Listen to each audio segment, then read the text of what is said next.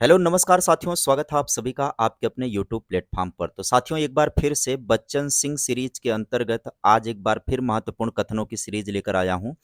पिछली कड़ी में हम सभी लोगों ने पढ़ा था भारतेंद्र युग तक। अब वहां से आगे द्विवेदी युग से अब तक का महत्वपूर्ण कथन हम सभी लोग देख लेते हैं। यह वीडियो काफी लंबी नहीं होगी, छोटी सी वीडियो होगी, लेकिन सारगर्भित होगी, यूनिक होगी। हम आपसे केवल एक बात का आग्रह करते हैं और निवेदन भी करते हैं कि आप सभी लोग वीडियो को देखा करें तो लाइक कर दिया करें, कमेंट जरूर कर दिया करें, और चैनल पर यदि आप नए हैं तो सब्सक्राइब अवश्य कर लेंगे। ये बाकी आपको कंटेंट फ्री ऑफ कास्ट मिल रहा है और जोरदार कंटेंट मिल रहा है। आपको जयशंकर प्रसाद सिंह वाला जो वीडियो है वो जरूर देखना चाहिए। आगे आपको ऐसे स्पेशल वीडियो मिलेगी जो साहित्यकारों पर आधारित होगी। उनकी रचनाओं से संबंधित जितने भी महत्वपूर्ण वक्तव्य होंगे सब उसके अंदर समाहित होंगे। यूनिक होगा कंटेंट, कहने का मतलब ये है। तो हम आपसे कुछ एप्रिसिएशन की उम्मीद भी करेंगे कि आप सभी लोग कम से कम वीडियो को एंगेज ज़्यादा करवाएं, ताकि हमको हमारे मेहनत का परिणाम प्राप्त हो यूट्यूब के ज़रिए। और ये निश्चिंत रहें कि यूट्यूब पर फ्री कंटेंट ही लगातार हम प्रोवाइड करते रहेंगे, कंटिन्यूसली ये वीडियो आपको देते रहेंगे हम सभी लोग। तो आज की कड़ी में आप सभी द्विवेदी युग के संबंध में चलते हैं, चर्चा करते हैं द्विवेदी युग के संबंध में। शुरुआत करते हैं यहाँ से। द्विवेदी युग की बात करते हैं तो शुरुआत होती है आपकी सरस्वती पत्रिका से। बात शुरू करते हैं कि सरस्वती में समसामयिकता के प्रति अधिक आग्रह है, पर भारतेंद्र युग के गद्य में जो जिंदा दिली, सरसता, हंसमुखता और व्यंग है, वह सरस्वती में प्रकाशित गद्य में कहाँ। पहला ही कथन बेहद महत्वपूर्ण है। पहला ही कथन आपका बेहद महत्वपूर्ण है। गद्य पद्य की भाषा खड़ी बोली हो गई, इनका श्रेय द्विवेदी जी को ही है। यहाँ पर द्विवेदी जी का मतलब है महावीर प्रसाद द्विवेदी की बात चल रही है। आगे बढ़ेंगे तो अगले पर चलेंगे। भारतेंदु मंडल के लोगों ने खड़ी बोली में जो पद्य रचनाएं की, उनमें ब्रज भाषा का मिश्रण तो था ही, संज्ञाओं और क्रियापदों के रूप भी विकृत थे। विभक्तियां हटाने के लिए संधियों का रूप भी बिगाड़ दिया गया था। गुप्त जी महावीर प्रसाद द्विवेदी के निर्मित थे। यहाँ पर गुप्त जी का मतलब मैथिली शरण गुप्त की बात की जा रही है, और ये कह रहे हैं कि बच्चन जी कि गुप्त जी महावीर प्रसाद द्विवेदी की निर्मिति थे, यानी इनका ही निर्माण किया हुआ वो थे। उनका जन्म चिरगांव झांसी में हुआ था। गांव की सरलता, निश्चलता और कर्मठता की वो सजीव मूर्ति थे, ठीक अपने काव्य गुरु द्विवेदी की तरह। अब आपसे यहाँ पर एक सवाल ये भी बन सकता है कि मैथिली शरण गुप्त के काव्य गुरु कौन थे? द्विवेदी जी थे। कौन द्विवेदी जी? महावीर प्रसाद द्विवेदी जी। आगे बढ़िएगा, अगले कथन की तरफ चलेंगे तो अगला कथन आपके स्क्रीन पर है कि वे काव्य में रस, अनुभव, काव्य गुण, छंद के ठीक निर्वाह के आग्रही हैं। उनका श्रृंगार रस दाम्पत्य प्रेम की लक्ष्मण रेखा नहीं लांघता। वेरी मोस्ट इंपॉर्टेंट, इसको कर लीजिएगा। ये कथन किसके विषय में है? ऐसे ही कथन दे देगा, ऐसे डायरेक्ट कथन दे देगा कि वे काव्य में रस, अनुभव, काव्य गुण, छंद के ठीक निर्वाह के आग्रही थे। उनका श्रृंगार रस दाम्पत्य प्रेम की लक्ष्मण रेखा नहीं लांघता। यह कथन किसके विषय में है और किसने कहा है? दोनों बातें हो सकती हैं। तो बच्चन जी ने कहा है गुप्त जी के विषय में। गुप्त जी जिस संधि स्थल पर खड़े थे वहां आचार्यत्व के प्रति मोह अस्वाभाविक नहीं है। यह भी वेरी मोस्ट इंपॉर्टेंट कथन है। उनका विचार गांधीवाद से प्रभावित था। गांधी जी के न्यासवादी सिद्धांत में उनकी गहरी आस्था थी। दूसरी ओर वे राज्यहीन समाज की यूटोपिया भी प्रस्तुत करते हैं। देखिएगा, यहाँ पर व्यक्ति नहीं है, नाम उसका यहाँ पर कहीं नहीं है। तो ये ऐसे सारे कथन बेहद महत्वपूर्ण होते जाएंगे, और उम्मीद करेंगे कि आप सभी लोग इन कथनों को पढ़ेंगे और सराहेंगे भी। उनकी नारियों में उर्मिला का चरित्र चित्रण सबसे अधिक निष्प्रभ है और ठंडा है। रोने के अतिरिक्त उसे और कोई काम नहीं है। महात्मा गांधी ने भी कहा था कि उर्मिला को इतना अधिक न रुलाया जाता तो अच्छा था। उन्होंने अपने को कौटुंबिक कवि मात्र कहा है। ये बेहद महत्वपूर्ण कर लीजिएगा इतना कि उन्होंने अपने को कौटुंबिक कवि कहा है। तो कौन से कवि हैं जिन्होंने अपने को कौटुंबिक कवि कहा है? तो मैथिली शरण गुप्त जी ने कहा है। दलित नारियों की ओर से गुप्त जी पुरुष वर्ग से सहानुभूति की भीख नहीं मांगते, बल्कि पुरुष को विगलित कर देने वाली करुणा की सृष्टि करते हैं। आगे बढ़ेंगे, अगले कोटेशन की तरफ चलेंगे। जिस प्रकार उनके गुरु ने हिंदी गद्य की भाषा का परिष्कार किया, उनके गुरु ने मतलब गुप्त जी के गुरु कौन है? महावीर प्रसाद द्विवेदी जी ने।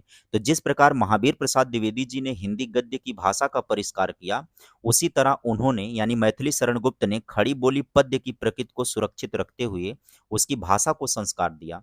द्विवेदी जी के संरक्षण में उन्होंने एक शैली निर्मित की जिसे सरस्वती शैली कहा जा सकता है। तो ये आपके लिए बिल्कुल नई बात हो सकती है, ये ध्यान रखिएगा।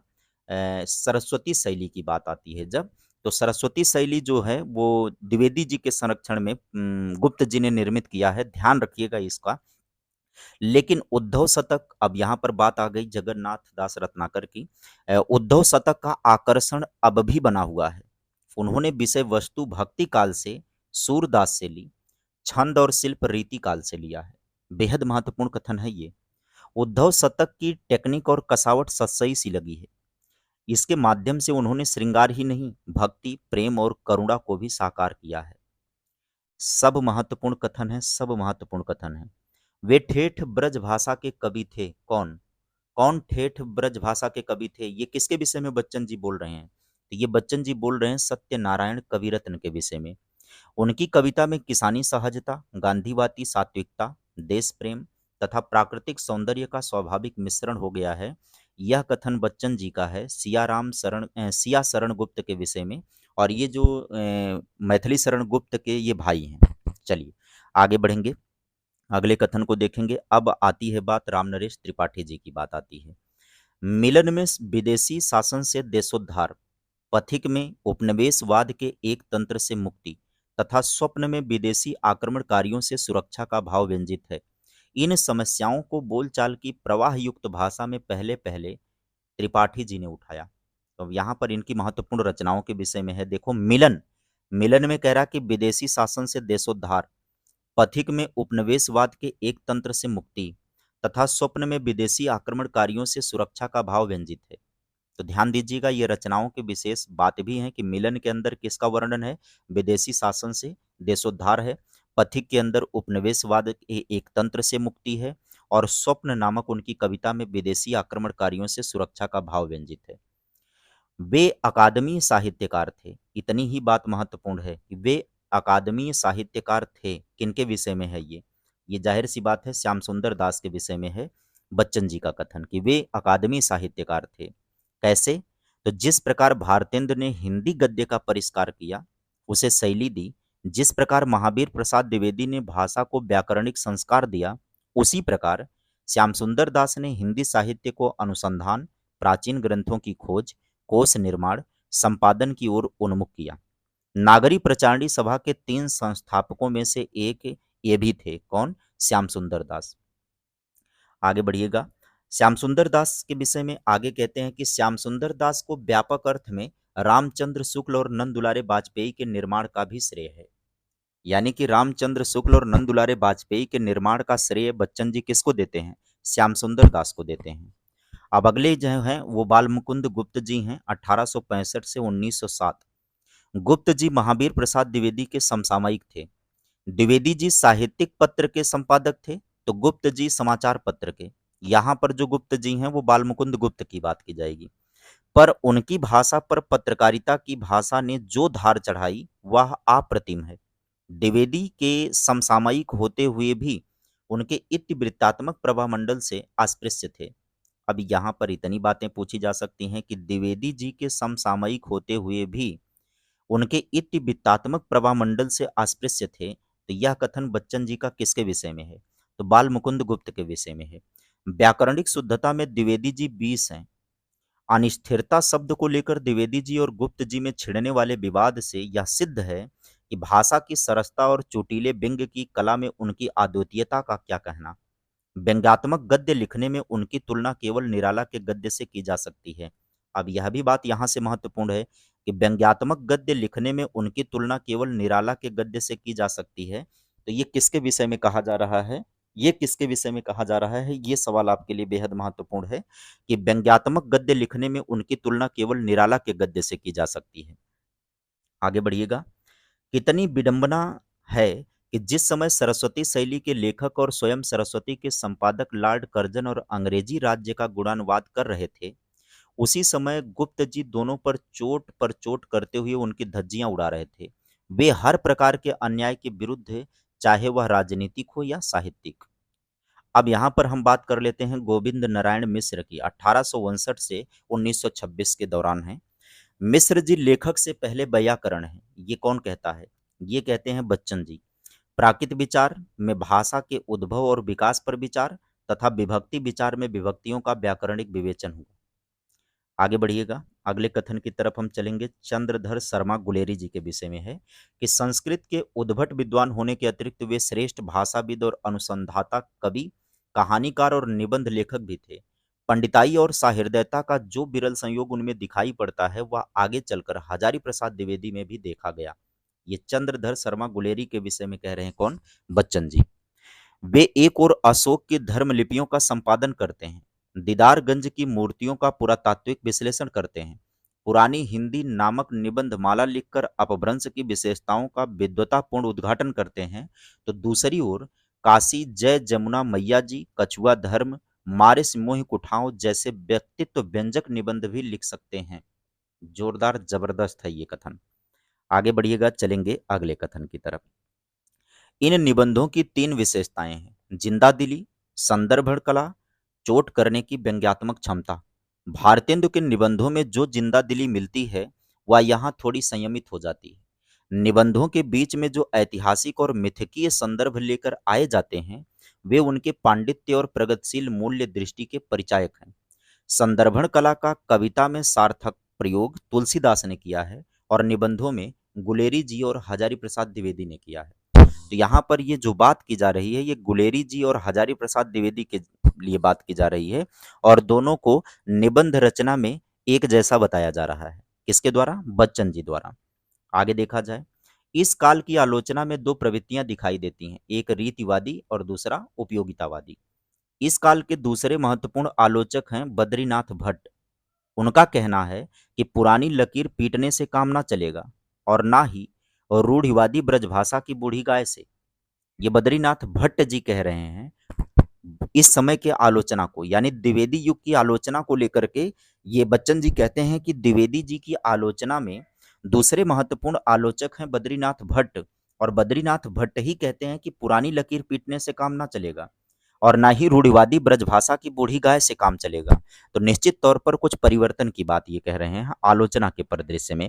आगे हम सभी लोग बात कर लेते हैं कि हिंदी साहित्य के इतिहास में दो काल ऐसे हैं जो किसी भी अन्य साहित्य के इतिहास में नहीं मिलेंगे।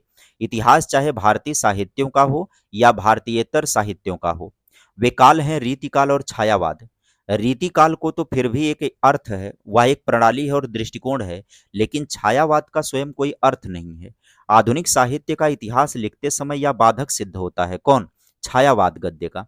कविताओं के लिए छायावादी काव्य कह दिया जाता है, पर उसी कालखंड में लिखे गए गद्य को छायावादी गद्य नहीं कहा जाता है।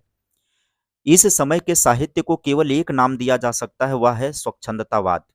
इस काल को किस नाम से कहा जाता है? स्वच्छंदतावाद के नाम से। और बच्चन जी ने कहा है छायावादी गद्य काल को देखते हुए उन्होंने इसे स्वच्छंदतावाद कहा है। इस काल को स्वच्छंदता युग कहने से दो समस्याएं हल हो जाती हैं। एक तो तत्कालीन गद्य पद्य को एक ही शीर्षक के अंतर्गत अधिक सार्थक ढंग से विवेचित किया जा सकता है। दूसरे यह कि यह अन्य भारतीय साहित्यों और भारतीयेतर साहित्यों के स्वच्छंदतावादी आंदोलनों से जुड़ जाता है। यदि कांग्रेस आंदोलन की शब्दावली लें तो कहा जा सकता है कि द्विवेदी युग के कवि लेखक मॉडरेट और स्वच्छंदतावाद यानी छायावाद के लेखक राष्ट्रवादी थे। अपनी तलस्पर्शी साहित्यिक प्रतिभा के बावजूद शुक्ल जी मॉडरेट ही थे। चलिए, ये शुक्ल जी के विषय में है। आगे बढ़िएगा, चलेंगे।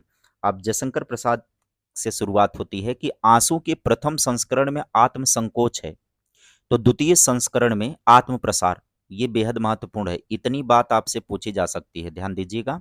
ये किसका वक्तव्य है? इस आत्म प्रसार में रहस्य और विश्व मंगल का भी समावेश हुआ है। आंसू की जमीन बहुत कुछ वैसी है जैसी कामायनी की। प्रसाद इसे कामायनी के एक सर्ग के रूप में रखना चाहते थे, किंतु बाद में इसे नहीं रखा गया। आंसू मानवीय विरह काव्य है, यह भी महत्वपूर्ण है। आंसू मानवीय विरह काव्य है, किसने कहा? बच्चन जी ने। इसमें प्रिय की सुंदर देह यष्टि का आकर्षण है, आलिंगन परिरंभण की मधुर स्मृतियां हैं, प्रेमजन्य पीड़ा है, दुखानुभाव है। पर यह सब यूटोपिया है, मानसिक है, स्वप्नजन्य है। बेहद महत्वपूर्ण कथन है। आगे देखिएगा, कहते हैं कि आंसू ना प्रबंध काव्य है और ना ही खंड काव्य है। कौन कहता है? बच्चन जी कहते हैं। छायावादी काव्य में सामान्यतः कथा तत्व की कमी है। कौन कहता है? बच्चन जी। निराला की राम शक्ति पूजा में सूक्ष्मता के अनेक स्तरों पर विचरण करने वाली अर्थ योजना, हिंदी प्रदेश का संयम और पौरुष है। बंगला रामायण जितना बहिर्मुखी है, राम की शक्ति पूजा उतनी ही अंतर्मुखी। ये किसका कथन है भाई?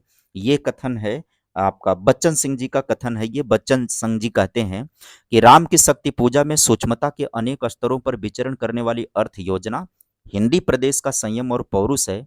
तो बंगला रामायण जितना बहिर्मुखी है, राम की शक्ति पूजा उतनी ही अंतर्मुखी रचना है। भारतेंद्र ने सर्वप्रथम भारतीय और पाश्चात्य नाट्य शैली को समन्वित किया। एक ओर उन्होंने जातीय जीवन को देश प्रेम के साथ जोड़ा, तो दूसरी ओर जीवन के यथार्थ चित्र भी उभारे। ये भारतेंद्र के विषय में है बच्चन जी का वक्तव्य। आगे देखा जाए अगले वक्तव्य की तरफ, कोई आत्म केंद्रित अहमवादी और अपने भाग्य का स्वयं नियामक है, तो कोई महत्वाकांक्षाहीन बीत राग कर्मयोगी आजात शत्रु पहले प्रकार का पात्र है, तो स्कंदगुप्त दूसरे प्रकार का। स्कंदगुप्त मातृभूमि के उद्धार के लिए अकेला युद्ध करने को प्रस्तुत है।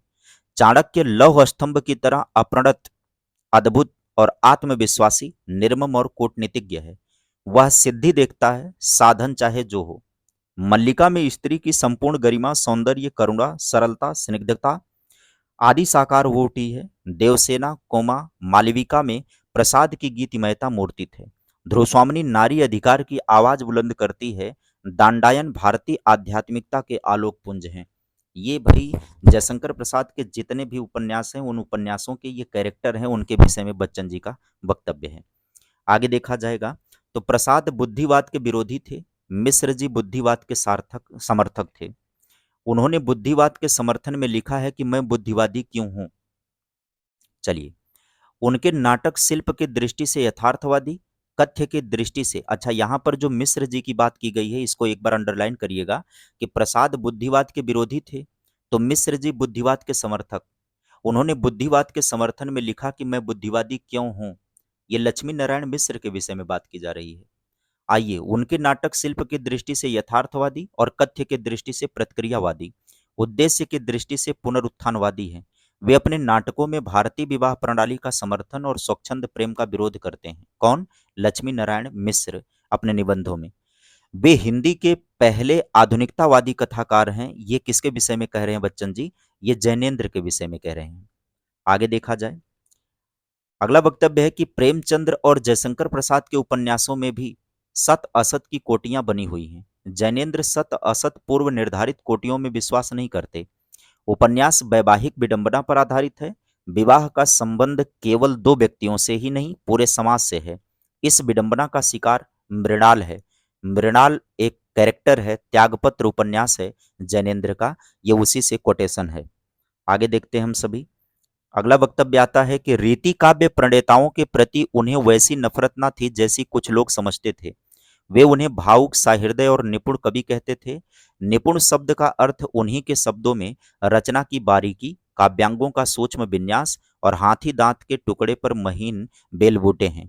इस कारीगरी के बावजूद वे बिहारी को परम उत्कृष्ट, देव को प्रगल्भ और प्रतिभा संपन्न, पद्माकर को मूर्ति विधायिनी कल्पना का सृष्टा कहते हैं। वे मतिराम की सरसता और भावों की आकृत्रिमता की सराहना करते हैं। घनानंद को वे साक्षात रसमूर्ति और जवादानी का दावा रखने वाला अन्यतम कवि कहते हैं। ये कौन कहता है? शुक्ल जी कहते हैं, और शुक्ल जी के विषय में ये बच्चन जी का वक्तव्य है। आगे बढ़िएगा। आगे देखा जाए, छायावादी काव्य की आलोचना उनकी सीमा बन जाती है। तुलसीदास द्वारा खींची गई लक्ष्मण रेखा ना तो कबीर के साथ न्याय करने देती है और न छायावाद के साथ। छायावाद शब्द का प्रयोग वे दो अर्थों में करते हैं, एक रहस्यवाद के अर्थ में तो दूसरा पद्धति विशेष के अर्थ में। कौन करता है भाई? शुक्ल जी। उनकी आलोचना की प्रमुख विशेषता, अब यहाँ पर विश्वनाथ प्रसाद मिश्र के बारे में बात हो रही है कि उनकी आलोचना की प्रमुख विशेषता है उनकी अनाबिल दृष्टि और निर्मल विवेचन। वे रूढ़ियों को कभी नहीं स्वीकारते, किंतु स्वस्थ परंपरा में उनका अटूट विश्वास है। आगे देखते हैं, वे मूलतः सांस्कृतिक चेतना के कवि हैं। ये किसके विषय में बच्चन जी कह रहे हैं? किसके विषय में? कौन सांस्कृतिक चेतना के कवि हैं? नागार्जुन। दिनकर मुख्यतः आवेग के कवि हैं। ये कौन कहता है? बच्चन जी कहते हैं। कोई ऐसी वस्तु नहीं जिससे वह संबद्ध ना हो। राग से, द्वेष से, आस्था से, अनास्था से वह आबद्ध है। स्वजन परिजन के प्यार की डोर में, प्रियजन के पलकों की कोर में, तीसरी चौथी पीढ़ियों के दंतुरित शिशु सुलभ हास में, ये आबद्ध कविताएं अधिक संयमित, सरस और मर्मस्पर्शी हैं। ये बच्चन जी कहते हैं नागार्जुन की कविताओं के विषय में। आगे देखते हैं हम सभी। अगला वक्तव्य आता है कि नागार्जुन के भाषिक मुहावरे ठेठ गांव के हैं। जहां संस्कृत की सधी हुई पदावली मिलेगी, वहां पर भी गवई रंग चढ़ा हुआ है। एक ही कविता में वे सफलतापूर्वक कई प्रकार की पदावलियों, छंदों और लयों का प्रयोग करते हैं।